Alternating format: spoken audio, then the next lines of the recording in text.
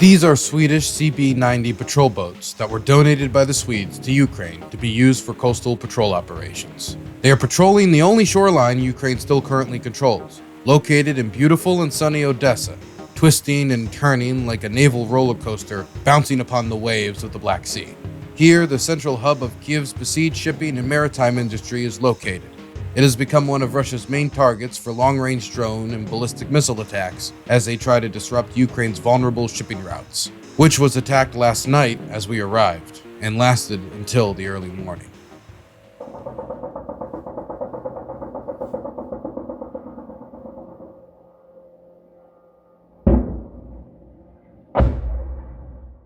We were not staying far away from port infrastructure, the very same that Moscow had decided this night had to be bombarded.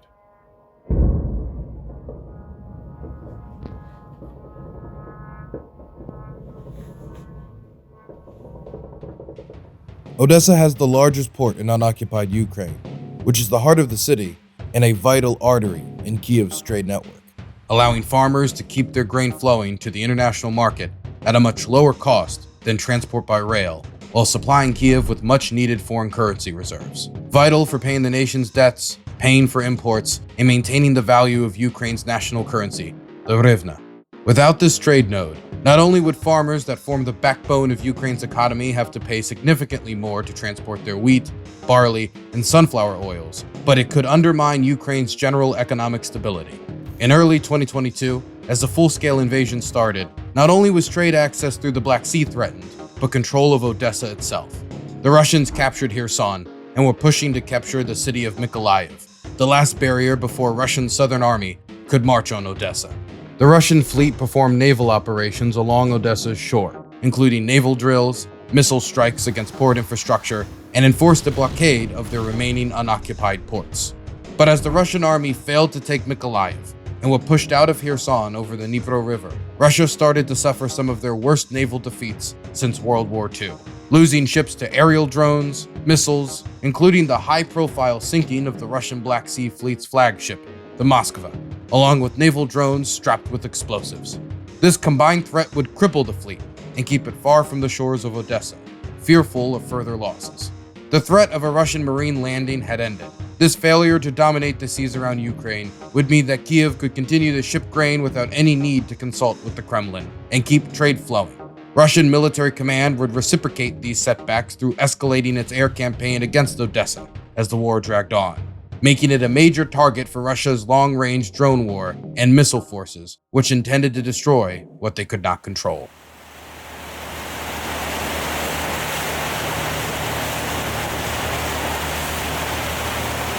Why did you volunteer? Тому що я полюбляю море, полюбляю, скажімо так, ці краєвиди. During this type of work, what is the biggest dangers for crews like yours? Попадання шахеда або ракети – це є, небезпека. Have the Shaheeds gotten more active recently? Are there more Shaheeds? Так, набагато більше. Раніше вони були рідші. Зараз вони літають просто пачками. То, що при попаданні по шахеду, здається, це важким, але при першому або другому попаданні по ньому він не завжди падає. Іноді його треба просто перетворити в решето. Зазвичай це тяжко. Усі втомлені, усі вже, скажімо так, зморені постійних нічних атак. How often are these attacks? Щоночі майже. When's the last time you shot down a Shahed? Часов 5 назад. Шахеди йшли в 2 етапи. Перший це було, якщо не помиляюсь, то близько 8 шахедів і другий раз близько 9. Скільки шахедів збили вчора? 2.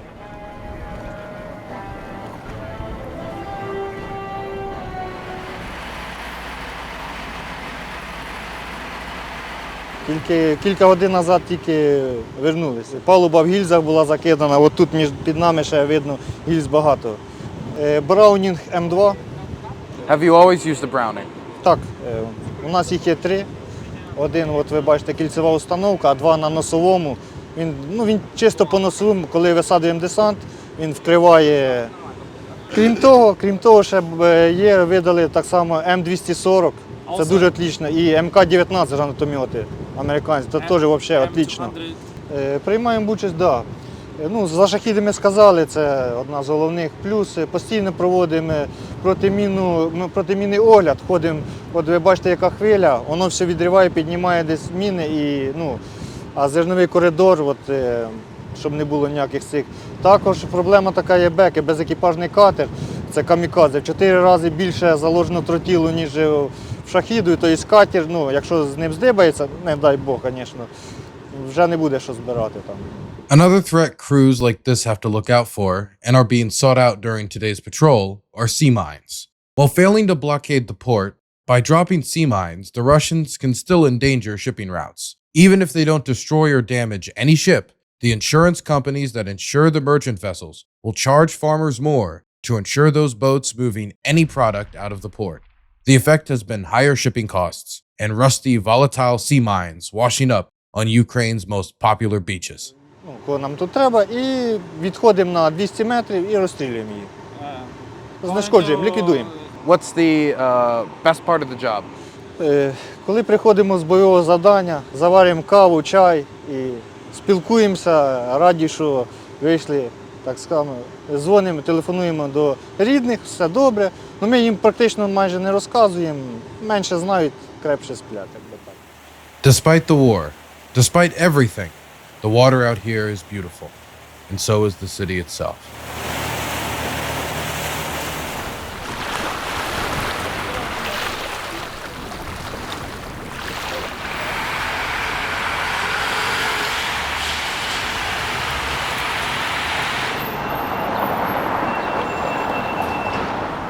This land has been controlled by the Ottoman Empire, the Russian Empire, which placed the city of Odessa where it now sits on the ruins of a Greek settlement named Odessos.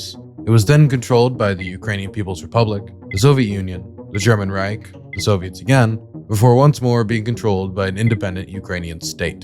And that was just in the last 250 years. During that time, Odessa became a trading hub, one that flourished for hundreds of years, and attracted colonists outside of Russia by design. Meaning those who would come to live in Odessa would include Pontic Greeks, Moldovans, Poles, Bulgarians, and Italians, with French and Italian designers like Francisco Buffo, who designed the famous Potemkin stairs, having heavy influence on the planning and architecture of the city. You can still see this influence in the buildings within the historic city center, recently declared a UNESCO World Heritage Site in 2023 after multiple bombings. This attempt to provide Odessa's city center with more protection with international recognition of its outstanding universal value has not stopped long-range attacks of targets in the city center.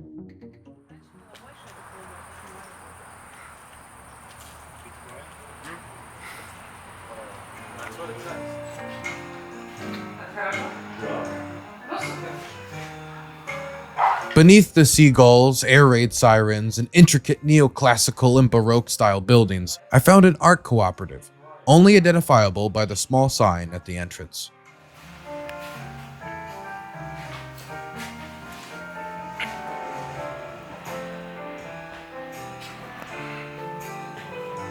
So much art. Так же, как поставили они ракеты для чего? Чтобы по Крыму долбить там? Конечно, Лужанский сейчас район? мост будут перебивать, конечно. Ну, нахрен уничтожить Киев. Согласен? Уничтожить Львов. То уничтожим, давайте хотя бы там, где, откуда эти ракеты поступают, там же этот переход, он... А столицей сделаем Одессу, да? Да, которую мы сохраним. Нет, мы Одессу, конечно, не сохраним, простите. Мы ее потом заново отстроим. Так будет гораздо проще. Нет зерновой сделки, ну, значит, Украине не нужны порты. Да и вопрос Черного моря должен быть решен так же, как решился вопрос Азовского моря. Поэтому, конечно, очень жалко исторические строения, но не первый раз в истории нашей страны отстроены лучше, чем прежние. Чертежи ведь остались. Я понимаю, как вам тяжело. Вы одессит, вы любите Одессу, для вас это родной город. Сейчас вы подверглись травле. Из нашей передачи вырезали фрагмент, где вы как раз со мной спорили и были против нанесения ударом по Одессе, но А украинская пропаганда феноменально тупая. Вот просто феноменально. Но лгут, значит боятся. Ну и правильно боятся. Вы же как-никак в скором будущем губернатор Одессы. Пусть вас боятся. Despite Russian drone and missile strikes that often left civilians without power or becoming casualties of the war themselves, Russian leadership still maintains a romantic view of Odessa. They deeply yearn to return in force, to assert control of its sunny beaches, historic architecture, catacombs, and cultural treasures. The modern settlement that became Odessa was founded by Catherine the Great after a war with the Ottoman Empire in her quest to have a port along the Black Sea.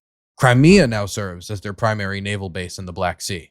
Yet denying Ukraine access to a coastline, sea-based trade, and its ability to hunt down the Black Sea fleet with naval drones motivates Kremlin leadership. Russian aristocracy started traveling to Odessa for tourism in the 19th century, with its beautiful beaches being a major draw for those seeking an escape from the duller moments of high society in the late 1800s. Travelers came from cities like Moscow and St. Petersburg, the capital of the Russian Empire and a center of the empire's wealth, aristocratic life, and culture. Those guests needed a place of culture while outside of the empire's center. Odessa provided that. Traveling blue bloods and socialites needed cultural entertainment when the sun went down and the beaches emptied. In 1810, the Odessan Opera House, designed by Italian architect Francesco Frappoli and Jean-François Thomas di Tolman, finished construction. This original design was destroyed in 1873 in a fire before being rebuilt by Venetian architects in its current form in 1887. Taking heavy influences from the German opera house, Zempa Europa, it has served as the center of opera and ballet in Ukraine. Nowadays, the theater is much more affordable and accessible to the general public, which is good not only for locals or visiting Yankee journalists, but for the many soldiers who come to Odessa for their vacation time away from the front.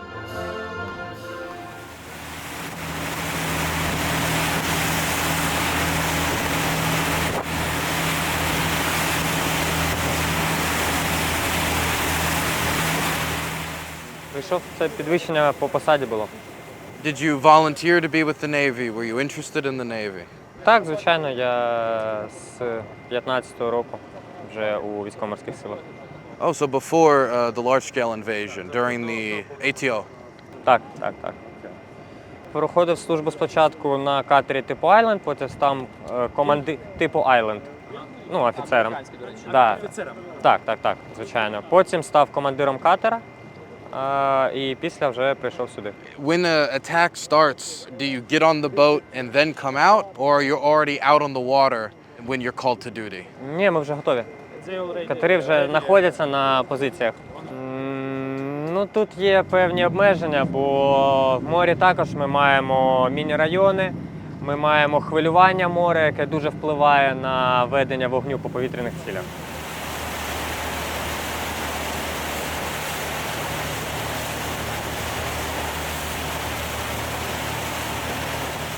What do you find the most difficult part of commanding these boats to be? Что самое тяжелое, вот что в нашей работе? Не видеть семью, постоянно находиться на работе и Окей. Lack of sleeping. Я. What advice would you give somebody who wanted to join the Navy? Яку пораду? От пораду тим, хто хоче прийти. Куда? Не бійтеся вмерти. Love your motherland.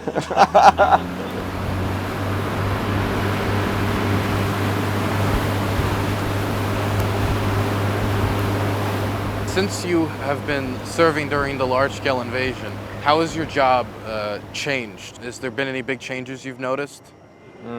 Так, звичайно, ми постійно на роботі і постійно виконуємо задачі. Кожен вечір катери працюють по шахідам. Ну, вони летять по 15 за раз. Ну, коли я закінчував інститут, то, звичайно, такого ми не очікували. Ніхто не очікував в 20-му році такого. Але за час війни ми розвиваємось, ми навчаємось. Ukraine's air defense ammunition shortage is no secret. While exactly how many anti-air munitions still exist in Ukrainian reserves for systems like the US-designed Patriot is not public, it's widely known that Ukraine doesn't have the capacity to replenish its ammunition shortfall on its own. Kyiv's international partners either don't have the production infrastructure necessary to replace losses, They have manufacturing bottlenecks, leadership that's not feeling it's in their interest to send over their limited quantity, they pass on responsibility to other parties, or some combination of all of these factors. Excuses do not stop ballistic missiles. Україна нуждається в ППО, бо всі ми бачимо, що атаки противника з повітря збільшуються. І ППО дуже критично для нас потрібно.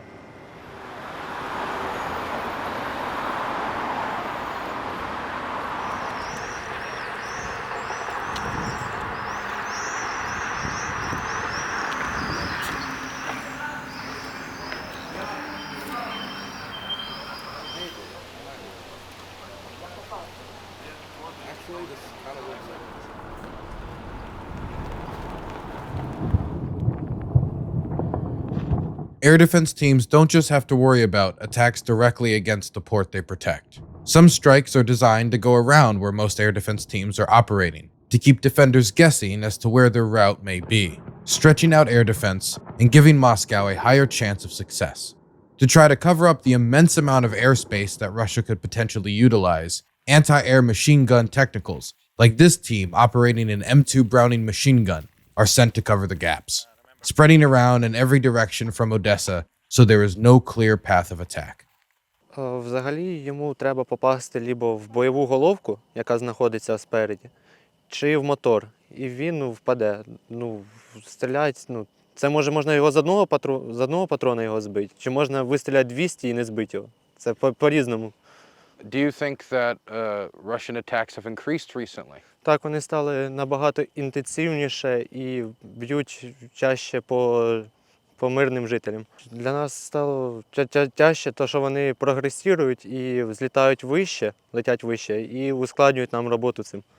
Teams like this can help provide Ukraine with lower maintenance requirements and costs to take down long-range drone targets, but not cruise or ballistic missiles. Even the drones themselves have gotten harder to hit at times than at the start of the war, not just because now Russia waits until night to paint their drones black and send them off on attack missions while Ukrainians sleep, but also because select drones have been equipped with jet engines, making them next to impossible for pickup truck-based anti-air machine gun teams that Ukraine has in quantity to take them down. The use of decoy drones also increases the targets that teams must focus on, giving drones more chances to get through air defense, leaving plenty of work for those men to do. As we left the team to their work and headed back inside Odesa, we heard the unmistakable sound of a Russian drone above our car as it headed off towards its target. Air raid sirens followed soon after, as the city was under attack once more. Our team drove around to the reported sites of the attack, finding the work of the Russian Federation as we stepped on the glass strewn about sidewalks, until cameraman Devin San Luis found an apartment set ablaze by the attack.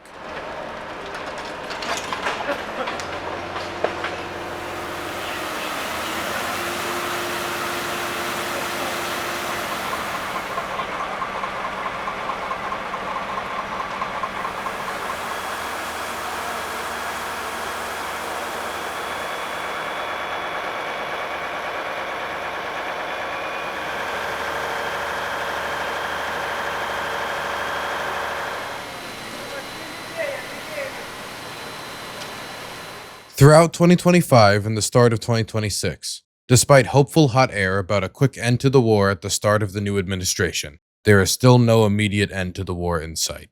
In fact, throughout the new admin, the size and scale of air attacks notably increased across the board as missile interceptions declined. Russian general focus on the Donbass does not mean Russian leadership has readjusted its position. Odesa is still viewed by those authorities as a fundamentally Russian city that therefore must be controlled by the authorities in Moscow. While this goal is not immediately achievable, that does not mean it has been forgotten. What is seen as more immediately achievable for now is the crippling of Ukrainian port infrastructure, making farming less viable for those operating on tight margins and keeping the locals that were invited with force to join the Russian world hiding in their apartment corridors. After meeting Odesan locals, I can say that the last objective may actually be the hardest, as many have hardened themselves against the war that will soon exceed the Third Reich's invasion of the Soviet Union in length.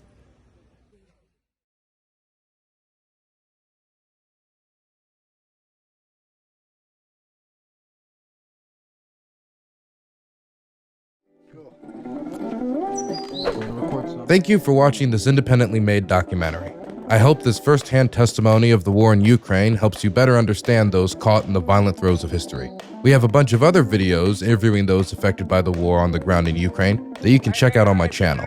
If you want to help fund more of my work so I can do more documentaries like this in the future, please support me on DylanBurnsTV on Patreon or my second YouTube page called Dylan Burns Live, where you can see my videos and live streams, which you can view on my Twitch or my website, DylanBurns.tv, every weekday from 6 p.m. EST to midnight.